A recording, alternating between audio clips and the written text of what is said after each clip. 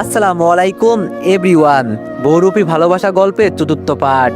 আর তোমাদের ঈদ কেমন কাটছে সবাই একটু কমেন্টে জানিও। তো চলো বেশি কথা না কইয়া গল্প শুরু করা যাক। আমি কিছু হলেও বুঝেছি আমার বাবা আমাকে কি বলতে চাইছে। তবে আমার জানা মতে বাবা এই বিয়েতে রাজি ছিল না, কিন্তু হঠাৎ করে কি এমন হলো যে বাবা একেবারে হ্যাঁ বলে দিল। বাবা আমার দিকে তাকিয়ে বলল, রিফাত, আমি তোরে কি কথা বলছি শুনলি তো? আমি বললাম, কি হয়েছে আমাকে তো বুঝিয়ে বলতে হবে নাকি, তাহলে না হয় বুঝবো আমি। বাবা বলল, আসলে বাবা, আমরা সবাই মিলে তোর বিয়ে ঠিক করেছি তোর চাচাতো বোনের সাথে। ভাবলাম নিজের বাড়ির মেয়ে নিজের ঘরেই নিয়ে আসি। আর আমি জানি তুই আমাদের মুখের ওপর কোনো কথাই বলতে পারবি না, তাও এখন শুধু তোর মত প্রকাশের বাকি আছে। তুই কি বলিস? এবার আমি দাঁড়িয়ে বলতে শুরু করলাম, সবকিছু বুঝলাম, কিন্তু আমাকে তো একবার জানানোর দরকার ছিল। এমনও তো হতে পারে আমি এই বিয়েতে রাজি নই। দেখো বাবা, আমি তোমার মুখের ওপর কোনো কথা বলতে চাই না, তবে আসল ঘটনা হলো আমি আমার চাচাতো বোনকে এই জীবনেও বিয়ে করতে পারবো না। বড় কথা হলো ও আমার বোন। আরেকটা কথা হলো, দেখো, আমি যদি বুঝিয়ে বলি তাহলে হয়তো বুঝবে তোমরা। উদাহরণস্বরূপ, যেমন মনে করো আমার এক বন্ধু ওর চাচাতো বোনকে বিয়ে করবে, কিন্তু সবাই জানে ওর চাচাতো বোন আগে একটা ছেলের সাথে রুম শেয়ার করে ধরা পড়ছে, আর এর লিঙ্কও ভাইরাল হয়ে গেছে। তারপর ওর বড় ভাই ওই মেয়েকে বুঝিয়ে দেশের বাইরে পাঠিয়ে দেয় যাতে কোনো সমস্যা না হয়। এখন যদি আমার বন্ধুর পরিবার ওই মেয়ের সাথে ওকে জোর করে বিয়ে দেয়, তাহলে কি হবে? বিয়ের পর অন্য ছেলেরা ওকে দেখে বলবে, ইস, মালের কি সুন্দর বডি, কাপড়ের নিচে একদম ঝাঁকানাকা, কি মারাত্মক লিঙ্ক ভাইরাল করলো যে। আর এইসব কথা শুনলে তখন ওর কেমন লাগতে পারে তাই বলো। আর আজকে এই সব কিছু আমার সাথে হতে চলেছে, হুবহু সবকিছু আমার সাথেই মিল আছে, তাই না বাবা? এত কিছুর পরেও ওকে আমি কিভাবে বিয়ে করতে পারি তাই বলো? আমার নিজের বলতে একটা মান সম্মান আছে। তোমরা তো আমার মত জানতে চেয়েছিলে না? তবে শোনো, আমি ওই মেয়েকে জীবনেও বিয়ে করতে পারবো না। আমার কথা শুনে বাবার মুখটা কালো হয়ে গেল, তবে ওনার কপালে কেমন যেন একটা ভয়ের ছাপ আমি দেখতে পেলাম। আর রাসেল ভাই মাথা নিচু করে বসে আছে। হঠাৎ করে রাসেল ভাই আমার দিকে তাকিয়ে বলল, খুব বড় ভুল করলে রে রিফাত। আমি তোদের পরিবারের সাথে আর কখনো খারাপ আচরণ করব না ভাবছিলাম, কিন্তু তুই তা হতে দিলি না। এই কথা বলে রাসেল ভাই একটা পিস্তল বের করে টেবিলের উপর রেখে বলল, এটা দেখলি কি জিনিস তো নাকি? এই জিনিসটা দিয়ে আমি তোর বাবার সকল সম্পত্তি আমার নিজের নামে করে নিয়েছি। বাকি আছে শুধু তোদের এই ঘরটা। বেশি কিছু করলে এটাও দখল করে নিব। তুই তৈরি কিনা তা আমি জানি না, তবে মোট কথা হলো তোর আমার বোনকে বিয়ে করতেই হবে। সে তোর লাশের সাথেই দিই আর যেভাবেই। দেখ, আমি তোর সাথে আমার বোনের বিয়ে দেবই। একদিনের সময় দিলাম, সবকিছু চিন্তা ভাবনা করে জানাবি। আমি কালকে আবারও আসবো। তখন যদি উল্টাপাল্টা কথা বলিস না, তাহলে তোর 12টা বাজিয়ে দিব, মনে রাখিস। এই কথা বলে রাসেল ভাই দরজা দিয়ে বেরিয়ে চুপচাপ চলে গেল। আমি ধপ করে একটা চেয়ারে বসলাম। বাবা শুধু মুখ কালো করে দিয়ে বসে আছে, আর কিছু বলছে না। আমি এবার বাবাকে বললাম, রাসেল ভাই যা বললো সবকিছু কি ঠিক নাকি? বাবা আমার দিকে তাকিয়ে বলল, তুই হয়তো জানিস না, এই গ্রামের সবাই তো রাসেল ভাইকে ভয় করে। দিন দুপুরে ও মানুষের জমি দখল করে নিজের নামে করে নেয়, আর কেউ তা না মানলে খুন করে দেয়। এক ধরনের বড় সন্ত্রাসী হয়ে গেছে তোর ভাই। আমি বললাম, আমাকে এইসব বলো নাই কেন আগে? বাবা বলল, তোরে বললে তুই মন খারাপ করে চলে আসবি। ও আমার ভাইয়ের ছেলে, কিন্তু আমার জমিগুলো ওর দখলে। আমি মাথা নিচু করে চুপচাপ বসে আছি। রাসেল ভাই যে আমাদের পরিবারের সাথে এমন কিছু করতে পারে, এটা আমার ধারণার বাইরে ছিল। আম্মুর দিকে তাকিয়ে বললাম, আম্মু, এক গ্লাস পানি দিবে? আম্মু হুম বলে ভিতরে চলে গেল। আমি উঠে ধীরে ধীরে হেঁটে রুমে চলে গেলাম। বসে বসে ভাবছি কি করা যায়। যদি এখানে থাকি তাহলে আমার এই জীবনের কোনো মানেই থাকবে না। হ্যাঁ, আমি এই সমাধান পেয়েছি। যদি আমার কিছু করতে হয় তাহলে আমাকে এখান থেকে পালিয়ে যেতে হবে। কখনো ভাবি নাই আমি এমন এক পরিস্থিতিতে পড়ে যাব। ফোনটা বের করে দুলাভাইকে কল দিলাম। দুলাভাই ফোন রিসিভ করে বলল, কি খবর শালা বাবু, কেমন আছো? আমি বললাম, এই তো আলহামদুলিল্লাহ, আপনি? দুলাভাই বলল, আমিও ভালো আছি। তো আজকে কি মনে করে কল দিলে? আমি বললাম, আমাকে একটা কাজ করে দিতে পারবেন দুলাভাই? দুলাভাই বলল, বলো কি করতে হবে? আমি বললাম, ঢাকা শহরে আপনার চিনা জানা কোনো আত্মীয় আছে? দুলাভাই বলল, আমার এক বন্ধু আছে। কেন, কি হয়েছে? আমি বললাম, আমাকে একটা ফ্যামিলি রুম ঠিক করে দিতে পারবেন? আজকে রাতে বাসা থেকে পালিয়ে যেতে হবে। দুলাভাই বলল, বাসা থেকে পালাতে হবে মানে কি বলতে চাও তুমি?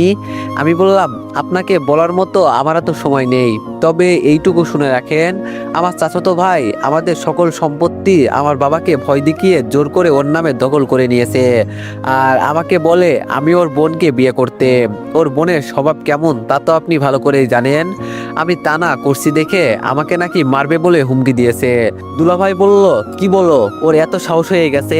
তুমি তাহলে পুলিশের কাছে চলে যাও। আমি বললাম, যেখানে ওকে পুরো গ্রামের মানুষ ভয় পায় সেখানে আবার পুলিশ কি করবে বলেন? থাক, আমি সেই সব চিন্তা করতে চাই না। আমি যেটা বললাম সেটা করতে পারবেন কিনা তাই বলেন। দুলাভাই বলল, সমস্যা নেই, আমি সব কিছু দেখে নিব। আমার বন্ধুর একটা ছেলে আর একটা মেয়ে আছে, ওদের তুমি পড়াবে, বিনিময়ে বাসা ভাড়া দিতে হবে না। আমি ওকে সব কিছু বলে দিবনি। আর তোমার আপুকে আমি কি বলবো? আমি বললাম, প্লিজ দুলাভাই, আপুকে কিছু বলবেন না। ও এইসব শুনলে পাগলামো শুরু করবে, এজন্য ওকে আমি কিছু বলতে চাই না। দুলাভাই বলল, তোমার যেটা ভালো মনে হয় তাই করো, তবে কখনো হাল ছেড়ে দিও না, তাহলে জীবনের সময় থেমে যাবে। আমি বললাম, আপনি এখন কোথায় আছেন? দুলাভাই বলল, এই তো দোকানে। আমি বললাম, আচ্ছা ঠিক আছে, ফোন রাখলাম, ভালো থাকবেন। ফোনটা কেটে দিতেই আম্মু ভিতরে প্রবেশ করলো। আম্মু আমার দিকে তাকিয়ে বলল, আজকে ওর মতো নষ্ট একটা ছেলের জন্য আমাদের সবকিছু ছেড়ে পালাতে হচ্ছে। ও তোর চাচাতো ভাই, তারপরও কেন এমন করে আমাদের সাথে বল? আমি জানি আম্মু আড়াল থেকে সবকিছু শুনে ফেলেছে, এজন্য আমি একটা হাসি দিয়ে বললাম, আরে আম্মু, এইসব বাদ দাও তো। এই সম্পত্তি যদি আমার বাবার নামে থাকে, একদিন না একদিন ফিরে পাবো, তা চিন্তা করো না। তাও আমি এই মেয়েকে বিয়ে করতে পারবো না। আম্মু বলল, এটা তো আমরাও চাই না, কিন্তু রাসেল আমাদের ভয় দেখিয়ে এইসব করছে। আমি বললাম, আমি সবকিছু বুঝেছি, তোমাকে আর কিছু বলতে হবে না। আম্মুর হাত থেকে পানির গ্লাসটা নিয়ে আস্তে করে বললাম, যাও সবকিছু রেডি করে নাও, আমরা আজকে রাতেই ঢাকায় ব্যাক করব। আম্মু বলল, এটা করা কি খুব জরুরি বাবা? নিজের বাসা ছেড়ে এভাবে পালিয়ে যাওয়া কি ঠিক হবে? আমি বললাম, তাহলে এখানে থেকে মরতে চাও নাকি? আর আমি কি তোমাদের খারাপ চাইবো বলো? আম্মু বলে আমার রুম থেকে বাইরে চলে গেল। দেখতে দেখতে রাত হয়ে গেল।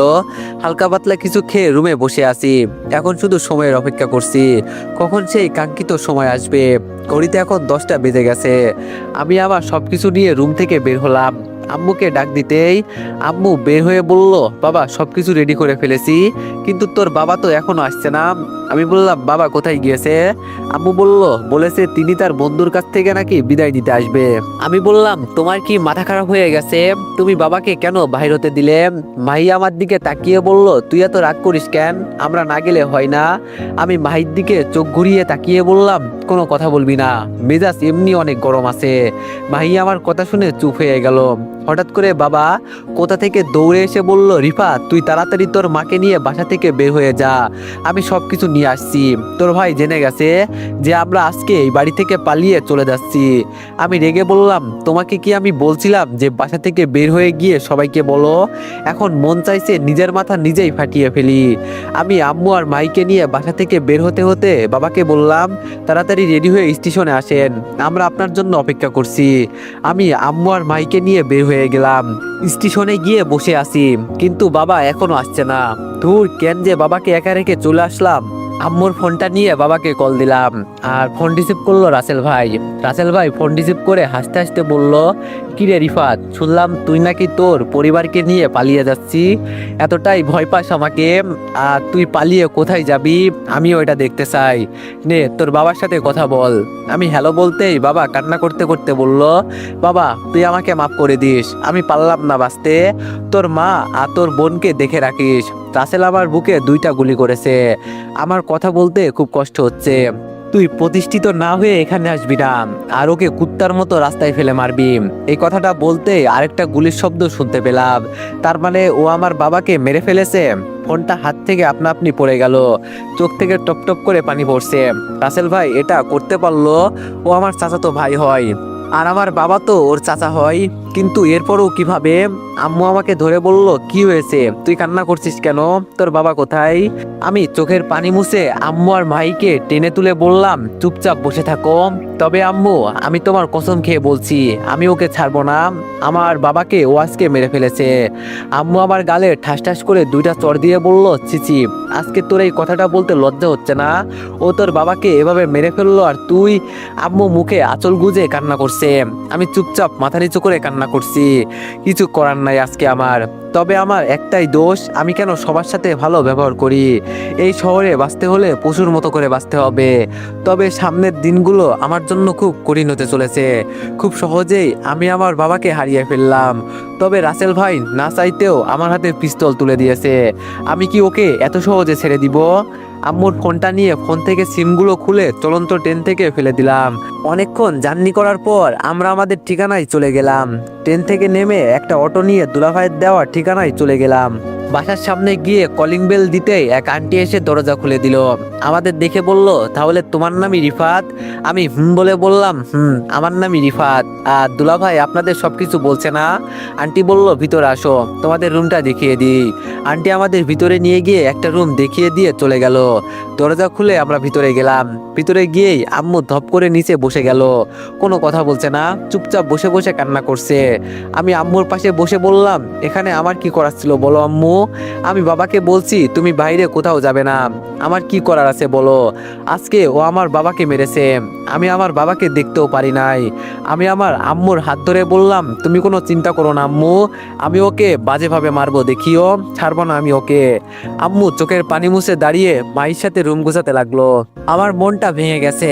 এখন আমি কিভাবে কি করব এটাই জানি না। তবে রাসেল আমার বাবাকে মেরে খুব বাজে কাজ করেছে। এর প্রতিশোধ দিতে যদি আমাকে সর্বোচ্চ খারাপ হতে হয় আমি তাও হব। যদি আমাকে 100 মানুষকে খুন করতে হয় আমি তাও করব। এরপরও ওকে আমার দেখার আছে। আমি মাইকে বললাম, মাই আমি একটু রুমের বাইরে যাচ্ছি, কিছু খাবার নিয়ে আসি, আর যা যা লাগে সব যাবতীয় জিনিসগুলো নিয়ে আসি। বাসা থেকে বের হয়ে বাজারে চলে গেলাম। তবে এখানে পিস্তল বা অন্য কিছু কিনতে গেলে এখানকার পরিচিত কাউকে লাগবে আমার। থাক, এইসব পরে দেখা যাবে, আগে বাসায় যাই। ওরা এখনো কিছু খায় নাই। বাজার শেষ করে বাসায় গেলাম। রুমের দরজা খুলে ভিতরে প্রবেশ করলাম। ভাই বলল আম্মু নাকি ঘুমিয়ে গেছে, এজন্য আমিও কিছু বললাম না। রাতে আন্টিদের বাসায় খেয়ে এসেছি। সকালে ঘুম থেকে উঠে দেখি আম্মু ফ্লোরের উপর পড়ে আছে। আমি তাড়াতাড়ি বিছানা থেকে লাফ দিয়ে উঠে আম্মুকে বিছানার উপর রেখে আম্মুর মাথায় পানি দিতে লাগলাম। কিছুক্ষণ পর আম্মুর জ্ঞান ফিরল। আম্মুর জ্ঞান ফিরতে দেখে আমি ফ্লোরের উপর চুপটি করে বসে কান্না করতে লাগলাম। আম্মু আমার বিছানা থেকে উঠে বলল, বাবা আমাকে মাফ করে দে। কি করব বল, রাসেল তোর বাবাকে বিনা কারণে মেরে ফেললো। আমি বললাম, তাই বলে তুমিও কি মরে যেতে চাও? একবারও আমাদের কথা ভাবলা না? তুমি ছাড়া আমাদের এই পৃথিবীতে কি আছে এটা বলো? যাও যাও, তুমিও চলে যাও, আমাদের কাউকে লাগবে না। আম্মু আমাকে নিচ থেকে তুলে বিছানার উপর বসিয়ে বলল, যা ওয়াশরুম থেকে ফ্রেশ হয়ে আয়, আর কখনো এসব করব না। আমি বললাম, সত্যি তো? আম্মু বলল, আরে সত্যি। আমি আম্মুর হাত ধরে বললাম, যদি তোমার কোথাও যেতে হয় তাহলে মাহিকে আগে বিয়ে দিই, এরপরে তোমার যেখানে খুশি সেখানে চলে যাবে, আমি কিছু বলবো না। আম্মু আর কিছু না বলে কিচেন রুমে চলে গেল। আমি উঠে ওয়াশরুমে চলে গেলাম। ও হ্যাঁ, মনে পড়েছে, কালকে তো আমার সেনাবাহিনীর মাঠ আছে, দেখি কি হয়। কিছুক্ষণ পর বাড়িওয়ালা আমাদের রুমে এসে আমাকে সবকিছু বুঝিয়ে দিতে লাগলো। এই মানে তার ছেলে মেয়েকে কিভাবে পড়াতে হবে, আর এই বাসায় থাকতে গেলে আমাকে কি কি করতে হবে ইত্যাদি। আমি শুধু ওনার কথা শুনে হ্যাঁ বলে দিলাম, আর কিছু বলি নাই। সকালে নাস্তা করে সারাদিন রুমেই কাটিয়ে দিলাম। রাতে একা একা ভালো লাগছিল না, এজন্য ভাবলাম যাই ছাদ থেকে ঘুরে আসি। যেই ভাবা সেই কাজ, হেঁটে হেঁটে ছাদে চলে গেলাম। তবে ছাদে যেতেই কেমন যেন একটা গন্ধ নাকে ভেসে আসলো। আমার কেন জানি মনে হচ্ছে ছাদে কে যেন গাঁজা খাচ্ছে। এটা তো গাঁজারই গন্ধ। কই, ছাদে আসলাম আবহাওয়া খেতে, আর এখন আবহাওয়ার বদলে গাঁজার গন্ধ ভেসে আসছে। মনে মনে বললাম, আহা কি দিনকাল যে আসলো, মানুষ এখন ছাদে বসেই গাঁজা খায়। আমি আশেপাশে তাকিয়ে খুঁজতে লাগলাম কোথা থেকে এই গন্ধটা আসছে। হঠাৎ কে যেন ডাক দিল, এই ছেলে এদিকে আয়। আমি পিছনে তাকিয়ে দেখি ছাদের এক কোনায় 3টা মেয়ে বসে আছে, আর ওদের হাতে একটা করে সিগারেট। আমার যা বোঝার আমি তো বুঝেই গেছি, তার মানে ওরা এখানে গাঁজা খাচ্ছে। তবে আমার কাছে বিষয়টা কেমন যেন লাগলো। আমার জানা মতে সিগারেট খায় ছেলেরা, কিন্তু কি যে দিন আসলো, মেয়েরা এখন সিগারেট ছেড়ে গাঁজা খাচ্ছে। বাহ বাঙালি, বাহ, বাঙালি যে এতটা উন্নত হবে এটা আমি আগে জানতাম না। মেয়েগুলো আবার ডাক দিল, কিরে শালা, তোরে এখানে আসতে বললাম না? আমি ভয়ে ভয়ে ওদের দিকে হেঁটে হেঁটে যেতে লাগলাম, আর মনে মনে বলছি এই বিপদ থেকে বাঁচতে পারলেই হলো। সবগুলো মেয়ে এখন মাতাল হয়ে পড়ে আছে, না জানি এখন আমাকে কি করতে বলে। আমি মেয়েগুলোর সামনে গিয়ে মাথা নিচু করে বললাম, জি আমাকে কি আপনারা ডেকেছেন? একটা মেয়ে নিচে পড়ে থাকা চশমাটা চোখে লাগিয়ে বলল, তুই এখানে কি করিস? তোরে ছাদে কে আসতে বলছে? আমি ভয়ে ভয়ে বললাম, আসলে আপু আমি জানতাম না এই সময় আপনারা এখানে থাকবেন। আমি এটা জানলে জীবনেও এখানে আসতাম না, মাফ করে দিন। আমার কথা শুনে মেয়েটা হাসতে হাসতে বলল, মাফ করবো না। আচ্ছা ঠিক আছে, সিগারেট খেতে পারিস? আমি বললাম, না এইসব কখনো খাওয়া হয় নাই। মেয়েটি বলল, তাহলে আজকে সিগারেট নয়, সরাসরি গাঁজা খাবি, নে এটা হাতে নে। আমি বললাম, প্লিজ ম্যাডাম আমাকে ছেড়ে দিন, আমি আর এই সময়ে কোনোদিন এইখানে আসবো না। মেয়েটি বলল, এখন তোরে ভালোই ভালোই বলছি সিগারেট খা। পাশ থেকে আরেকটা মেয়ে বলল, সিগারেট না খেলে তোর শরীর থেকে সব কাপড়গুলো খুলে এখানে দাঁড়িয়ে থাক, দেখি তোরে আমাদের কি পছন্দ হয় নাকি। আমি জানি মানুষ মাতাল হওয়ার পর যা মুখে আসে তাই বলতে শুরু করে, কিভাবে যে এখান থেকে বেঁচে ফিরি এটাই ভয় হচ্ছে। হঠাৎ পিছন থেকে কে যেন আমার হাত ধরে বলল, এই ছেলে তুমি এখান থেকে চলো। আমি পিছন ফিরে তাকিয়ে দেখি এটা আমাদের বাড়িওয়ালা আন্টি। আন্টি আমাকে নিয়ে ছাদের এক কোনায় নিয়ে বলল, তুমি এখানে কি করো? আমি বললাম, আসলে আন্টি এসেছিলাম এখানে একটু হাওয়া খেতে, কিন্তু এখানে এসে দেখি এই অবস্থা। ওরা কারা আন্টি? আমি তো চিনতে পারলাম না। আন্টি বলল, চশমা পরা মেয়েটা হলো আমার মেয়ে। এই কথা বলে আন্টি মুখটা কালো করে দিল। আমি অবাক হয়ে বললাম, কি বলেন আন্টি? কিন্তু আপনাকে দেখে তো ভয়টই কিছুই পাচ্ছে না। আন্টি বলল, ও আমার কথা শুনলে তো ভয় পাবে, এখনো বড় হয়েছে, যা ইচ্ছা তাই করে বেড়াই। আমি ওকে কত কিছু বলে বুঝিয়েছি, কিন্তু তাও শোনে না। এখন ওর মন যা চায় তাই করুক, আমি আর না করি না। বলতে বলতে এক প্রকার বিরক্ত হয়ে গেছি আমি বললাম, তাই বলে আন্টি এইসব করবে?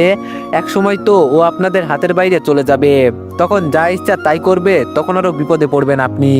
আন্টি বলল, কি আর করব বাবা বলো, আমার কিছু করার নেই, বড়লোক বাবার মেয়ে তো, টাকা পয়সার অভাব নেই, এই জন্য এমন করে।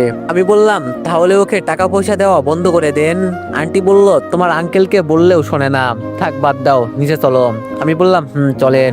আন্টির সাথে নিচে চলে গেলাম। নিচে যেতে যেতে বললাম, আগামীকাল আমার সেনাবাহিনীর মাঠ আছে, ওইটা করে পর থেকে আমি আপনার মেয়েকে পড়াবো। আমি রুমে এসে দেখি আম্মু বসে বসে কি জানি দেখছে, আর মাহি বসে বসে আম্মুকে কি জানি দেখিয়ে দিচ্ছে। আমি আর কিছু বললাম না। মাঝরাতে উঠে আমি তৈরি হয়ে নিলাম, আমাকে আগেই ওই জায়গায় যেতে হবে, নইলে পরে মাঠ করতে পারবো না। আম্মুকে বলে বের হয়ে গেলাম। কাঙ্ক্ষিত জায়গায় যেতে যেতে একদম সকাল হয়ে গেল। দোকান থেকে হালকা কিছু খেয়ে রেডি হয়ে মাঠে চলে গেলাম। এখানে আমার মতো অনেকে এসেছে, মনে মনে শুধু এটাই চিন্তা করছি, জীবনে কিছু করতে হলে রিস্ক তো নিতেই হবে। ধীরে ধীরে সেনাবাহিনীর মাঠের কাজ শুরু করে দিলাম। তবে মাঠের ভিতরে গিয়ে এক জায়গায় আমার চোখ আটকে গেল। এখানে চেয়ারে যে লেডিস একটা মেজর বসে আছে, তাকে কেন যেন আমার চিনা চিনা লাগছে। আমি ধীরে ধীরে হেঁটে একটু সামনে চলে গেলাম, ওনাকে ভালো করে দেখতে লাগলাম। আর যখন ওনাকে কাছ থেকে দেখলাম, তখন তো চিনেই ফেলছি, এই মেয়ে আর কেউ না, এটা আমার ছোটকালের না বলা ভালোবাসা, যাকে ছোটবেলায় আমি এতটা পছন্দ করতাম। আজকে সে নাকি এখানে মেজর হিসাবে বসে আছে। এই অল্প বয়সে কিভাবে কি করলো? তবে আমি এই একটাই মাঠ করতে পারবো, পরে আমার বয়স শেষ। আমার কেন জানি মনে হচ্ছে এই মেয়ে আমার সিনিয়র হবে বয়সের তুলনায়, কিন্তু আজকে তাকে দেখে আমার আবার নতুন করে ভালো লাগা শুরু করছে। তিনি কতটা সুন্দর হয়ে গেছে, ছোটবেলায় এতটাও সুন্দর ছিল না, এখন যতটা সুন্দর লাগছে। আমি ভুল তো এক জায়গায় করছি, তাকে প্রপোজ না করে শুধু তার পিছনে পিছনে ঘুরছি। তবে আমার তাকে নিয়ে এইসব চিন্তা ভাবনা করা উচিত না, আজকে আমার তাকে ম্যাডাম বলে ডাকতে হবে। তবে তিনি কি আজও আমাকে মনে করতে পারবে? হয়তো না। হঠাৎ পাশ থেকে অন্য একজন মেজরকে বলতে শুনলাম, রিমি ম্যাডাম, তাহলে আমরা মাঠের কাজকর্ম শুরু করি। তিনি বলে কিসের কাগজ নিয়ে দেখতে লাগলো। মনে মনে বললাম, এত বছর পর তার নামটা আমি জানতে পারলাম, ছোটবেলায় তার পিছনে ঘুরতে ঘুরতে তার নামটাই জানা হলো না। তবে আজকে আমার সবকিছু ভুলে যেতে হবে। এখন তিনি সেনাবাহিনীর মেজর, আর আমি এখানে আসছি মাঠ করতে। কোথায় তিনি আর কোথায় আমি? তবে হঠাৎ করে রিমি ম্যাডাম চোখ তুলে আমার দিকে তাকালো। আমি মাথা নিচু করে পিছনে সবার সাথে গিয়ে বসে পড়লাম। রিমি ম্যাডাম কিছুক্ষণ আমার দিকে তাকিয়েছিল, তবে আমি জানি না তিনি কি আজও আমাকে চিনতে পেরেছে কিনা, হয়তো চেনে নাই। মানুষকে আমি বলতে শুনেছি, যখন মানুষের টাকা পয়সার অভাব হয় না, তখন মানুষ নিজের আত্মীয় স্বজনকেই চিনতে পারে না, আর বাকি রইল অন্য মানুষ। টাকাই হয়তো সবকিছু পরিবর্তন করে দেয়। কিছুক্ষণ পর 3-4টা গাড়ি ভিতরে প্রবেশ করলো। তবে আমি মাথা নিচু করে মনে মনে বলছি, আমাকে এখন সর্বোচ্চ চেষ্টা করতে হবে। আমি বিশ্বাস করি আমার কপালে যা আছে তাই হবে, এজন্য আমি চিন্তা ভাবনা বাদ দিয়ে দিলাম। দিন শেষে সবকিছুর মাঝে টিকে গেলাম। এখন শুধু রেজাল্ট দেওয়ার আশায় বসে আছি। জানি না আমি এইসব কিভাবে করতে পেরেছি। তবে আমি শুধু এটাই জানি, আমার ভিতরে আলাদা একটা বিশ্বাস তৈরি হয়েছিল যে আমি সবকিছু করতে পারবো। হ্যাঁ, আমাকে দিয়ে সবকিছু হবে। যখন রেজাল্ট প্রকাশ করলো তখন সবার আগে আমার নাম ছিল। আমি যে এখন কতটা খুশি হয়েছি বলার বাইরে। ভাবি নাই এমন করে কখনো স্বপ্নগুলো পূরণ হয়ে যাবে। তবে মানুষ বলে চেষ্টা করলেই নাকি সবকিছু সম্ভব। আমি তো চেষ্টা করেছি। সবশেষে আমাদের ট্রেনিং ডেট বলে দিল কবে কি করতে হবে। যখন আমি মাঠ থেকে বের হব তখন কেন যেন মনে হলো আমার রিমি ম্যাডামের সাথে একবার কথা বলার দরকার। কিন্তু আমাকে হয়তো এখন এই সুযোগ দেওয়া হবে না। তবে আমি রিমি ম্যাডামের দিকে তাকিয়ে আছি। দূর থেকেই আমি ওনাকে দেখছি। রিমি ম্যাডাম তার কাজ নিয়ে ব্যস্ত। তবে আমি রিমি ম্যাডামকে আজকে দেখে এটাই বুঝতে পেরেছি তিনি অনেক রাগী মানুষ। ওনাকে দেখে সবাই কেমন যেন ভয় পায়। তবে উনি কি আজও আমাকে চিনেছে কিনা তা নিয়ে আমার এখনো সন্দেহ আছে। আমি মাঠের বাইরে চলে গেলাম। বাটন ফোনটা হাতে নিয়ে সুমনের নম্বরে কল দিলাম। আমি সুমনকে কল দিতে চাই নাই, তবে আমার কিছু তথ্য দরকার ছিল ওর কাছ থেকে। সুমন ফোন রিসিভ করে বলল, হ্যালো আন্টি। আমি বললাম, সুমন, আমি রিফাত। সুমন বলল, ও তুই? তোর আম্মু আমার নম্বর ব্লক করে রাখছে, তোরে তো খুঁজেই পাওয়া যাচ্ছে না। আর সবচেয়ে খারাপ কথা হলো ওই রাসেল ভাই তোর বাবাকে বাজেভাবে মেরেছে। আমি ভাবতেও পারি নাই ও তোর বাবাকে এভাবে মারতে পারবে। তুই যেখানেই থাকিস না কেন বাসায় আর আসবি না, নইলে সমস্যায় পড়ে যাবি। আমি বললাম, খুব শীঘ্রই আমি আমার গ্রামে ফিরে আসব, তবে খুব ভয়ঙ্কর রূপে। তুই কোনো চিন্তা করিস না, রাসেলকে এমনভাবে মারবো মানুষ ওকে দেখলেও ভয় পাবে। এখন তোর কাছে কিছু জানাচ্ছিল। সুমন বলল, বল। আমি বললাম, তুই তো জানতি আমি ছোট থাকতে একটা মেয়ের পিছনে ঘুরতাম। সুমন আমার কথা শুনে হাসতে হাসতে বলল, শালা ওই কথা আর বলিস না, তুই তো ভিতরে একটা ডিম। আমি তোরে কত করে বললাম যা তুই ওকে প্রপোজ করে দে, কিন্তু সেটাও করলি না। আর এখন ওই মেয়ে নাকি সেনাবাহিনীর মেজর। আমি বললাম, তুই কিভাবে জানলি? সুমন বলল, আমার বউ তো ওদের গ্রামে ওর মুখ থেকে শুনেছে ওদের নাকি খুব টাকা পয়সা, আর মেয়েটা নাকি রাত দিন 24 ঘন্টা পরিশ্রম করত, এজন্য হয়তো সবল হয়েছে। তবে তুই প্রপোজ না করে ভুল করলি। আমি বললাম, ও আচ্ছা। সুমন, ও কি আমাকে দেখলে চিনতে পারবে? সুমন বলল, হয়তো পারবে, আবার হয়তো না, কারণ তুই ওকে খুব বিরক্ত করতি ছোটবেলায়। কিন্তু হঠাৎ এই কথা কেন? আমি বললাম, আমি আজকে ওকে নিজ চোখে দেখছি। সুমন বলল, কি? আমি বললাম, আর আমার চাকরি হয়ে গেছে রে। তুই তো জানতি আমার সেনাবাহিনীর চাকরি করার খুব ইচ্ছে, অবশেষে সেটা পূরণ হয়েছে। সুমন বলল, যাক, শুনে খুশি হলাম। আর তুই আমার নম্বর ব্লক করে দিস। রাসেল আমার ফোন নিয়ে হয়তো তোরে খোঁজাখুঁজি করতে পারে। আমি বললাম, আচ্ছা, করবনি। আর ওই মেয়েটার নাম কি? সুমন বলল, কেন, তুই জানিস না? আমি বললাম, জানি তো, এরপরও তুই বল, আমি যদি না চিনে থাকি। সুমন হাসি দিয়ে বলল, কি জানো বলছিল?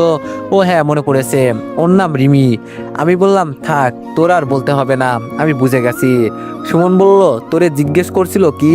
আমি বললাম, আমাকে হয়তো তিনি চিনেন না, আবার জিজ্ঞেস করবে কিভাবে?